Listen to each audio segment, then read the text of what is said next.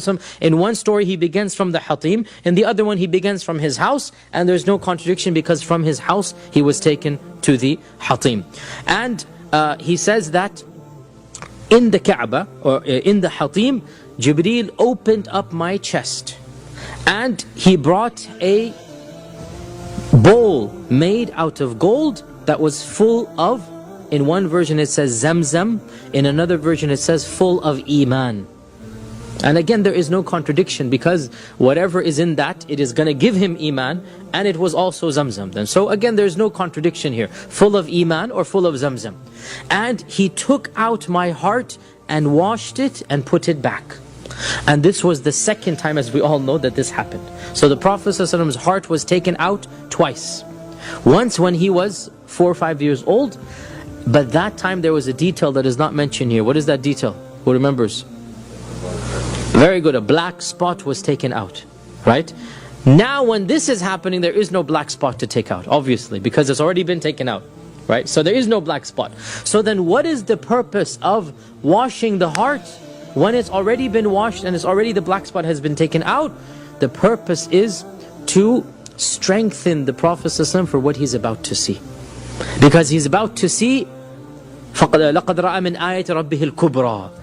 He's about to see things, as Ibn Hazm says, that if another man were to have seen even a fraction of what the Prophet ﷺ saw, he would have gone mad. He would just saw a fraction of all of these wondrous, amazing things. He's entering a different world. He's entering alim al-ghayb. He's entering another dimension, if you like. If another man were to have done this, he would have gone crazy. Our Prophet ﷺ, Allah says, مَا زَاغَ الْبَصَرُ وَمَا طَغَى. The eyes took everything in firmly. And so to fortify him, to strengthen his iman, the Prophet ﷺ's heart was washed. And that's why in one version he says the bowl was filled with iman. And in another version he says it was filled with Zamzam. Then he says, then Jibreel brought me a dabba. Dabba is a beast, it's an animal. دُونَ الْبَغْلِ وَفَوْقَ الْحِمَارِ. It is smaller than a mule and larger than a donkey. So he's describing it with precision. So it's not as big as a horse. A horse is much bigger, right? It's smaller than a mule, bigger than a donkey. دُونَ الْبَغْلِ وَفَوْقَ الْحِمَارِ. أبيض, pure white. And it was called Al-Buraq. Al-Buraq. And Al-Buraq, of course, comes from the root of lightning, right? So it's lightning speed, right? This is the root of lightning. And the Prophet ﷺ explained that it puts its hoof where the eye can see. Every hoof of this Buraq, it puts it as far as the eye can see. Now, here's where some legends begin. The image of Buraq with wings has not been narrated, right? This hadith clearly says that Buraq is a physical creature. It's not a mythical, it's not a spirit, it is a dabba, flesh and blood. Right? It's something that Allah created that is a creature. And this creature, it can run much faster than a normal horse. So fast, it jumps as far as the eye can see. Now can you imagine, we see, sometimes 8, 9, 10 miles in the distance. Every foot is like 10 miles, let's say. The other foot is another 10. So within a millisecond, 20 miles, right? Within a minute, how much are you doing? So if every second you're going like 20, 30 miles a second, imagine this is something way faster than anything that we know. But this is a physical creature.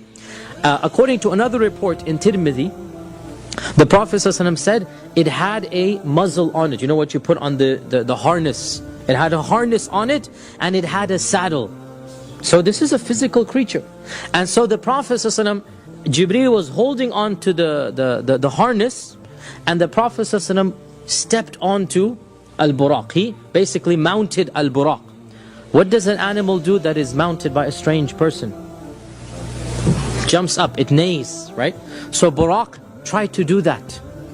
And Jibreel basically smacked him. Jibreel yanked the harness. And he said, woe to you, alam tastahi, are you not ashamed? Yani, how dare you do this? Right? So Jibreel is rebuking Buraq. How dare you do this? For wallahi, no one has ridden you more blessed in the eyes of Allah than your current rider. No one has ridden you that is more blessed in the eyes of Allah than your current rider. What does that show, by the way? That Buraq has been ridden by other, whoever, whatever, we don't know, right? But Buraq has been ridden by other creations. Allah knows what they are. Maybe they were not even humans, Allah knows, right? But this shows, by the way, this clearly shows that Buraq is a physical creature, right? Because it's acting like creatures act, it's acting like animals act. And when it became agitated, Jibreel is rebuking. So Buraq understands, Buraq knows what's going on, but it's still an animal. So Jibreel is rebuking him, how dare you do this? You know, this is the most noble rider that you have ever had. And this also shows, it's just a glimpse that Allah has created things beyond our knowledge, right? You know, Allah says in the Quran, وَيَخْلُقُ مَا لَا تَعْلَمُونَ, that Allah has created that which you have no knowledge of. Yani last week we talked about even the jinn have beasts and creatures. Remember we talked about this hadith, right?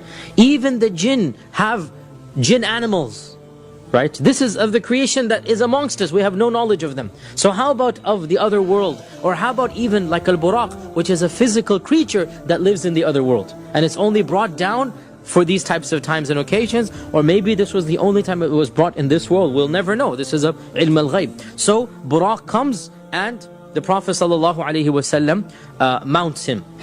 And the Prophet ﷺ said that I rode him and he took me until we came to Baytul Maqdis.